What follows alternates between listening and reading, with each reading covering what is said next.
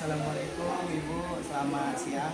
Jadi sebelumnya kami dari mahasiswa program studi pendidikan biologi semester 3. Nah, kami pada kesempatan kali ini Bu mau mewawancara Ibu mengenai tugas kami yaitu pada mata kuliah media pembelajaran biologi. Jadi Bu, kalau boleh tahu untuk nama serta posisi Ibu sekarang di SMA 3 ini siapa ya Bu? Perkenalkan, nama saya Siti Lestari Yasti. Saya guru biologi fakultas kelas 11. Baik Bu, jadi langsung aja izin untuk mewawancarai Bu. Untuk pertanyaan pertama mungkin Bu, apa saja sih Bu media pembelajaran yang selama ini digunakan dalam proses pembelajaran biologi di SMA Negeri 3 Muarajambi sendiri? Ya, untuk media pembelajaran sangat beragam sebenarnya. Ini melihat juga cakupan dari siswa yang memiliki aneka gaya belajar. Di SMA 3 Muarajambi ini khususnya di fase F, itu siswa itu ada 3 kategori gaya belajar: visual, audiovisual, sama kinestetik. Dan yang paling banyak itu adalah gaya belajar kinestetik. Jadi sebisa mungkin dalam pembelajaran biologi itu saya biasanya memadu-madukan nih. Ada kalanya kita buat MPI yang bisa diakses siswa, bisa belajar manual dan siswa memiliki kendali penuh nih dalam pembelajaran. Ada kalanya saya cuma memakai video pembelajaran diselingi dengan video kita praktek. Atau kadang-kadang saya menggunakan word wall ini kan sangat interaktif ya bagi siswa ya kan. Kadang dia disuruh mencari kalimat tersembunyi, teka-teki sila, itu digunakan untuk formatifnya. Ada pembelajaran. Jadi misalnya kalau di awal saya sudah menggunakan video pembelajaran untuk membantukan motivasi siswa, nanti saya pakai LKPD tertulis nih, salah satu bentuk LKPD-nya yang dipakai tertulis. Setelah itu nanti untuk cek lagi pengetahuan siswa, biasanya saya share lagi itu dengan word atau bisa pakai quizzes supaya itu recall lagi pengetahuan. Jadi sebenarnya banyak macamnya. Kadang ada kala saya bikin MPI juga, jadi pembelajaran interaktif dengan menggunakan Canva. Dari media-media pembelajaran yang sudah disebutkan tadi, apakah memang dapat meningkatkan pemahaman konsep biologi kepada siswa-siswa di SMA? Nah, untuk konsep pemahaman ini membantu, tapi tetap karena kecepatan belajar dan kesiapan belajar siswa di SMA ini sangat beragam ya, dan tidak semuanya siap untuk belajar. Jadi memang dengan adanya media ini mereka bisa baca berulang-ulang gitu, tahu batasan yang mana, tapi tetap di sekolah tetap mengingatkan lagi dan diselingi dengan beberapa metode mencatat, bertanya langsung, diskusi itu untuk memperkuat karena agak lambat kecepatan belajarnya. Itu lumayan karena bisa digunakan dulu. Berarti untuk media pembelajaran ini Bu, apakah memang setiap pertemuan di pembelajaran biologi, apakah memang selalu digunakan atau ada waktu-waktu tertentu di saat penggunaannya Bu? Selalu kalau itu media selalu digunakan minimal video. Kalaupun nggak ada video nih, pasti saya tuh juga menggunakan entah dalam bentuk quizzes, formatif yang karena kita ngajar anak sekarang yang dengan hari-hari harus kita menggunakan gadget nih, kalau kita nggak ikutin kodratnya, kodrat zamannya, itu memang mereka akan boring dan cenderung lebih suka ngantuk lebih. Baik, yang paling kan tadi kan udah beragam di media pembelajaran kayak virtual dan lain sebagainya. Itu yang memang paling benar disukai siswa tuh yang tipe media pembelajaran yang gimana? Pokoknya dia suka yang kompetitif. Kayak ada kebanggaan kalau dia bisa menang. Kan kalau di Indonesia jelas kan tingkatnya, kecepatannya diakui. Cuma kadang suka ngabisin waktu.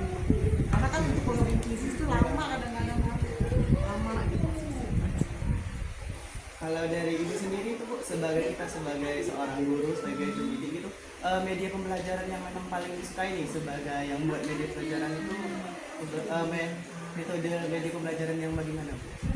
Sebenarnya tuh siswa tuh suka kalau benar-benar medianya itu bisa mudah dipahami.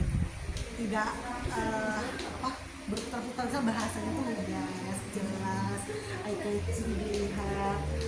Yang penting itu bisa menghantarkan sesuatu dari satu pemahaman ke pemahaman yang lain, dari yang awalnya abstrak di konkret. Karena kan biologi posisi di kelas fase F ini kan belum mulai padat di materinya di fase F. Banyak sekali konsep-konsep yang abstrak kayak enzim deh. Dia nggak bisa ngeliat enzim, arti enzim sebagai biokatalisator itu bingung, nggak tahu. Jadi kita tuh kadang-kadang selain media kita juga harus bisa menganalogikan sesuai dengan konteks keseharian mereka. Jadi itu trik seorang guru kadang-kadang supaya mereka paham. Karena kalau di enzim ini aja di metabolisme ini banyak istilah-istilah yang enzim itu apa, kofaktor apa tuh kadang-kadang yang baru tuh agak mereka agak bingung. Nah, dengan adanya media terus kita lihat kan tuh bagaimana apa aja kata-kata kunci di awal gitu. Memang itu kelebihan guru. Jadi walaupun medianya bagus tapi ketika guru tidak mampu mengikat lagi ke pengetahuan di kelas tuh kadang-kadang suka agak nyambung. Kita harus hadir dulu. Berarti memang yang paling sering digunakan dan memang paling nyaman yang siswa-siswa yang pakai itu quizzes saja. Sekaligus nanti mempadu-padankan antara materi-materi di quizzes tersebut. Nah, selanjutnya mungkin yang mau ditanyakan Bu mengenai fasilitas yang ada di sekolah. Nah, apakah memang memadai serta mendukung dari proses media pembelajaran tadi? Alhamdulillah karena siswa SMA lebih boleh bawa HP jadi sangat memudahkan. Even mati lampu nih, ini kan udah siapnya MPI mati lampu, tapi kan itu bisa ada MPI kan bisa bantu linknya ke grup, mereka bisa akses. Jadi walaupun belum tayangkan di dalam bentuk tampilan proyektor, itu masih bisa belajar, masih bisa main dulu. Itu enaknya, ini masih bisa mendukung sekolah sebenarnya lengkap, baik dari fokus, pengeras suara. Walaupun nggak pakai itu kan bisa kita share tuh, grup bisa diakses mereka. Selanjutnya mungkin pertanyaannya mengenai materi yang di biologi sendiri. Nah, itu memang yang paling sulit sehingga memang diperlukannya media untuk pada materi tersebut. Kira-kira materi biologi tentang apa? Genetika karena genetika itu abstrak juga, nggak bisa dilihat dan perhitungannya paling banyak kan secara numerasi di biologi itu kan yang paling tinggi numerasinya itu di genetika. Kalau untuk materi-materi lain itu udah banyak medianya, berarti itu media video. Kalau genetika nggak cukup karena video aja kalau karena dia ada hitungan, ada serangan. Nah kalau kalian mau mengembangkan media bisa dengan video atau sistem. Kenapa sistem ini? Itu karena materi yang suka ketinggalan, karena suka di ujung tahu media. Jadi kalau ada media mereka bisa kasih. Tapi kalau kesulitan belum banyak media pembelajaran genetika yang bisa membantu, apalagi kalau dia interaktif itu belum bisa menghilangkan nih antara bunga intermediate saat ini dan ini hasilnya itu.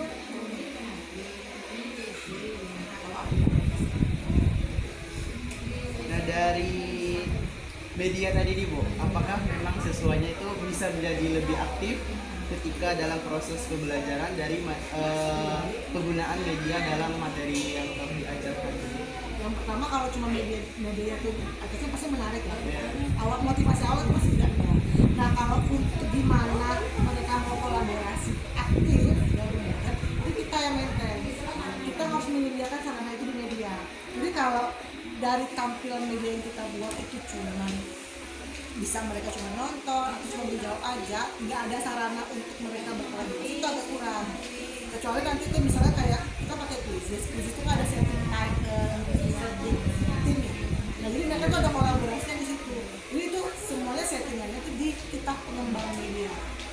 Kalau cuma video aja tuh kolaborasi kurang, kecuali kita tambahkan lagi nih dengan diskusi apa ide tuh. Jadi harus ada sarana tambahan.